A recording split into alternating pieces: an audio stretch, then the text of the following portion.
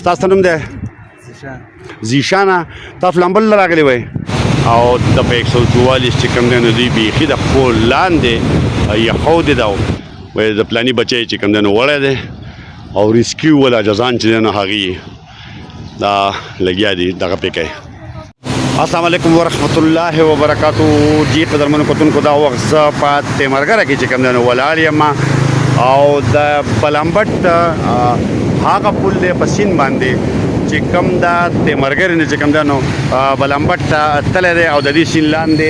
دا دریای پنچکوړه ده او ورسره هغه چې کوم دی نو دا ډیپټي کمشنر صاحب بنګله ده چېرته چې کوم دی نو لکه هغه رهایش پذیر دی او دغه ځای کې ورسره بیا د لیوي چیک پوسټ دی د دیر لیوي او دا تاسو ګورئ په دې سیند کې ډي سي صاحب چې کوم دی نو دفعه 144 چې کوم دی نو لګولې ده د ډي سي صاحب د کور بیخي لاندې دا ماشومان په دفعه 144 کې چې کوم دی نو په سیند کې ګرځي په سیند کې چې کوم دی نو دغه دی لامبي هغه ته وګوره دغه مخامخ هغه ځای ته پکې چې کوم دی ډېرو ګڼو اوبو ته چې دی نو لاړو دغه شانتې بیا موږ دا وګورو دا سلسله چې کومه ده نو دا د هغه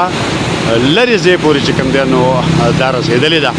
او په هغه سایډ باندې هم دي هغه ځای ته هم راغلي دي او لامبي نه دلته کې چې کوم دی نو پولیس شته او نه دلته بل څوک ذمه دار شته چې هغه د دې ماشومانو اګینسټ چې کوم دی لکه کاروایي وکړي او دا ورسره چې دی نو دغه کې دا د دې خلاف سزا دی چې کوم دی نو ورکړي دا په 144 بیخي چې کوم دی نو دی په هوا کې کړې ده د تیمرګرې بلمبټ دا ډیپټي کمشنر صاحب بنګله دغه رهایش او د هغې لاندې دا ماشومان چې دی نو په دې خړو اوبو کې لامبي او د 144 چې کوم دی نو دوی بیخي د خپل لاندې یخو دی دا دا سلسله نن هم جاري ده او ورسره چې کوم دی نو بیا هم مسلسل جاري ځکه چې د سزا خو دلته کې تصور نشته او نه د خپل آرډرز د دغه کولو چې کوم دی نو تصور شته چې یار زموږ آرډر چې کوم دی کوم آرډر وشي نو پکار دا چې هغه امپلیمنټ شي دلته دغه دا نشته او دغه ورسره بیا زموږ دا بیا چې کوم دی نو د میا باندې سره د سیند چې کومه غاړه ده په هغې کې دغه وګوره دا ماشومان چې کوم دی د دفعه 144 باوجود چې کوم دی نو دي لګیا دي لامبي او په ګڼ تعداد کې چې کوم دی نو لګیا دي لامبي دا پکې هم وګورو. ستاسو نوم دی زیشانه تاسو لامبل راغلی وای نو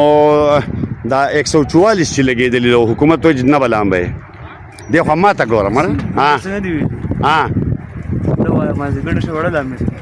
مازدیګر ډېر لامبي او د اوسه پورې دلته څوک نه دي راغلي زه ټیک شو.